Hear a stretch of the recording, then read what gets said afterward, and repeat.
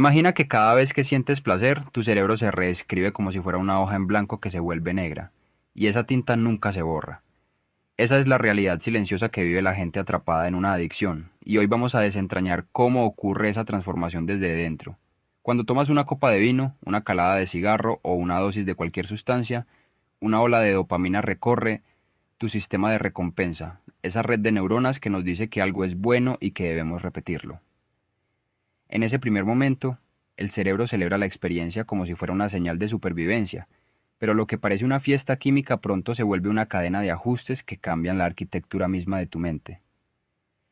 Primero, hablemos del circuito de recompensa, esa ruta que conecta la zona tegmental ventral con el núcleo accumbens y la corteza prefrontal.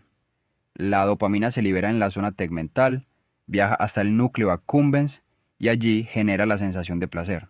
La corteza prefrontal, que normalmente regula la toma de decisiones y el autocontrol, recibe la señal y, al principio, la interpreta como una oportunidad para disfrutar. Pero cuando la exposición se repite, el cerebro empieza a adaptarse. Los receptores de dopamina se vuelven menos sensibles, como si el sistema estuviera diciendo basta, ya no es tan importante.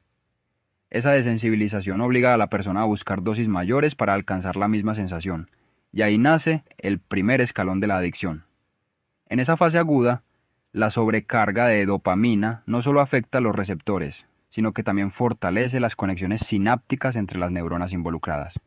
Es como si el cerebro estuviera construyendo un camino de tierra que se vuelve cada vez más ancho y sólido cada vez que lo recorres. Esa plasticidad sináptica es la base de la memoria de la adicción. El recuerdo de la sustancia se graba en los circuitos de aprendizaje, y el cerebro empieza a anticipar la recompensa incluso antes de que la sustancia llegue. Esa anticipación se traduce en un deseo intenso, una urgencia que puede aparecer con una simple señal, como el sonido de una botella al abrirse o el olor del humo. A medida que la exposición continúa, la corteza prefrontal pierde parte de su capacidad para ejercer control. Las áreas responsables del juicio y la planificación se vuelven menos activas, mientras que las regiones más primitivas, como la amígdala, que gestionan el miedo y la ansiedad, se vuelven más dominantes. El equilibrio entre el yo racional y el yo impulsivo se rompe, y la persona se siente atrapada en un ciclo donde la única salida parece ser seguir consumiendo. Es aquí donde la adicción deja de ser una simple cuestión de voluntad y se convierte en una enfermedad del cerebro. Ahora, piensa en lo que todo esto significa para tu vida cotidiana. Cada decisión, cada momento de estrés, cada intento de decir no, está influenciado por una red neuronal que ha sido remodelada por la sustancia. Esa remodelación no es permanente, pero sí profunda. Y entenderla es el primer paso para recuperar el control. ¿Qué piensas tú? Cuéntame en los comentarios, de verdad quiero saber tu perspectiva. En la siguiente parte exploraremos cómo el cerebro se adapta a largo plazo, los cambios estructurales que aparecen en la materia gris y blanca, y qué estrategias científicas pueden ayudar a revertir esos daños. Prepárate para descubrir que, aunque la adicción haya dejado su huella, el cerebro conserva una capacidad asombrosa para repararse, siempre que le brindemos las condiciones adecuadas. Si esto te está abriendo los ojos, suscríbete y dale like, porque lo que viene a continuación puede cambiar tu forma de ver la recuperación.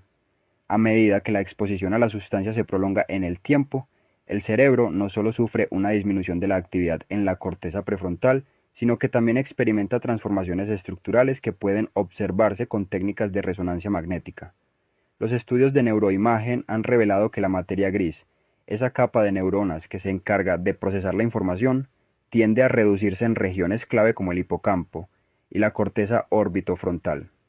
Esa pérdida de volumen se traduce en una menor capacidad para formar recuerdos nuevos y para evaluar las consecuencias a largo plazo de nuestras decisiones.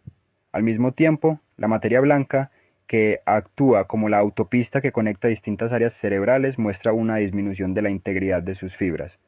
Cuando esas vías se debilitan, la comunicación entre el sistema de recompensa y los centros de control ejecutivo se vuelve más lenta y menos eficiente, lo que refuerza la dominancia de los impulsos más primitivos.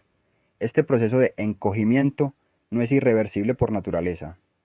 El cerebro posee una capacidad de adaptación que los científicos denominan neuroplasticidad, y esa misma plasticidad que al principio facilitó la consolidación de la adicción